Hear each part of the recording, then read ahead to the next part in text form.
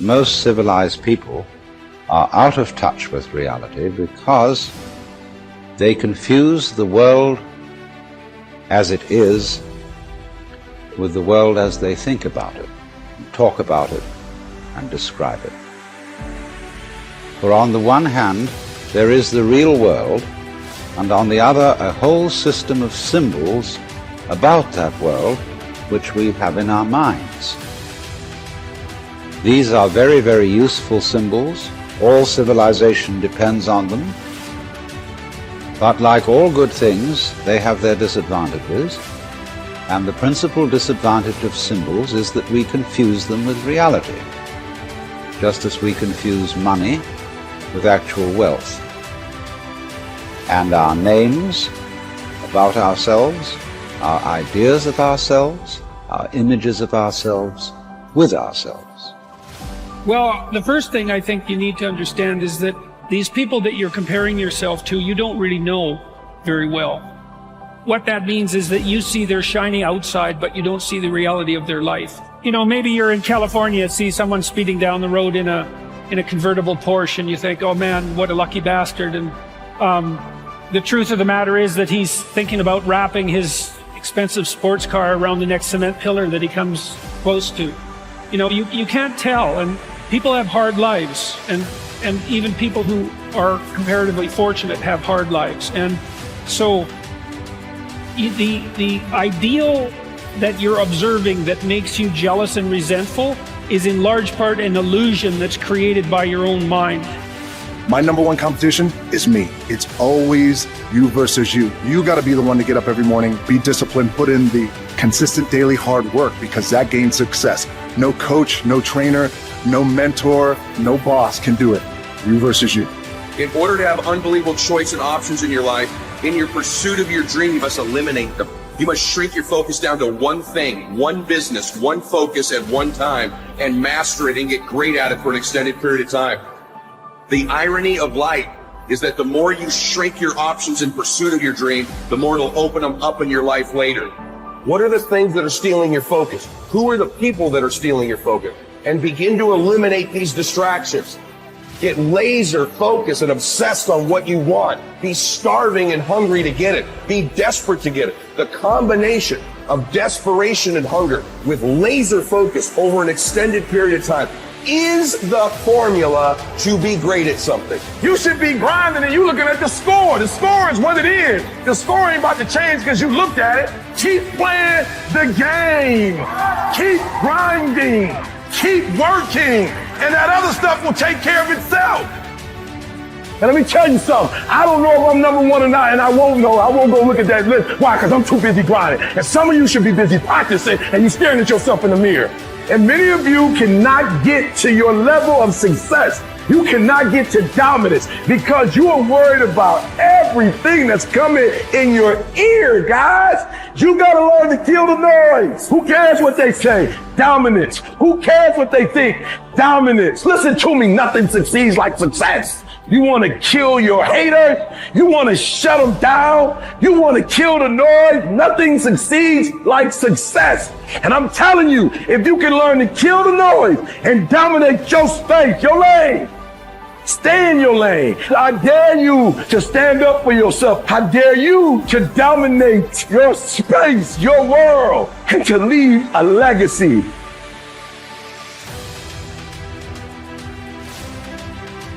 The things you think about determine the quality of your mind.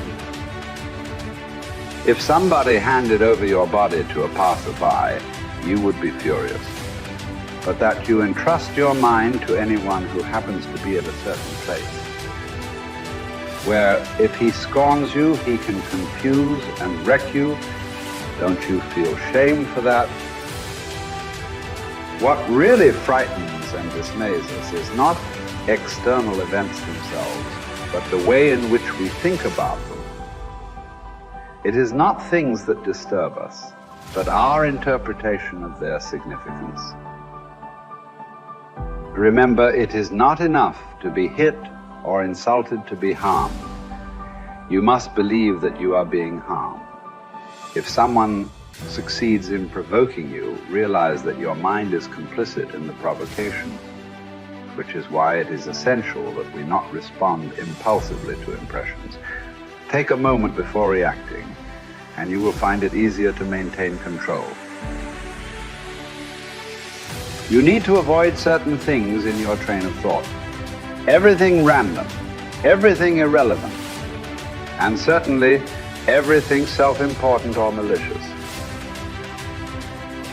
You need to get used to winnowing your thoughts so that if someone says, "What are you thinking about?"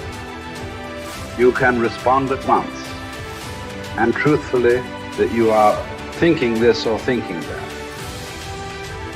When you decide that something must be done, then do it without ever being shy that you're seen doing it, even if many people will think differently about it. Because if you're doing something that's not right, avoid doing it. But if it is right, why would you be anxious of those that reproach you wrongly? If you want to make progress, put up with being perceived as ignorant or naive in worldly matters. Don't aspire to a reputation for sagacity. If you do impress others as somebody, don't altogether believe it. You have to realize it isn't easy to keep your will in agreement with nature, as well as external. Caring about the one inevitably means you're going to shortchange the other. If you are distressed by anything external, the pain is not due to the thing itself, but to your estimate of it. And this you have the power to revoke at any moment. Remember to act always as if you were at a symposium. When the food or drink comes around, reach out and take some politely. If it passes you by, don't try pulling it back, and if it has not reached you yet, don't let your desire run ahead of you. Be patient until your turn comes. Adopt a similar attitude with regard to children, wife, wealth and status, and in time you will be entitled to dine with the gods. Go further and decline these goods even when they are on offer, and you will have a share in the gods' power as well as their company. That is how Diogenes, Heraclitus, and philosophers like them came to be called and considered divine. Never let the future disturb you. You will meet it, if you have to, with the same weapons of reason which today arm you against the present. Limiting one's desires actually helps to cure one of fear. Cease to hope, and you will cease to fear. Widely different as fear and hope are, the two of them march in unison like a prisoner, and the escort he is handcuffed to. Fear keeps pace with hope. Both belong to a mind in suspense, to a mind in a state of anxiety through looking into the future. Both are mainly due to projecting our thoughts far ahead of us instead of adapting ourselves to the present. For what prevents us from saying that the happy life is to have a mind that is free, lofty, fearless, and steadfast? A mind that is placed beyond the reach of fear, beyond the reach of desire, that counts virtue the only good, baseness the only evil, and all else but a worthless mass of things which come and go without increasing or diminishing the highest good, and neither subtract any part from the happy life nor add any part to it. A man thus grounded must, whether he wills or not, necessarily be attended by constant cheerfulness and a joy that is deep and issues from deep within, since he finds delight in his own resources and desires no joys greater than his inner joys. Remember two things. One, that everything has always been the same and keeps recurring, and it makes no difference whether you see the same things recur in 100 years or 200, or in an infinite period. Two,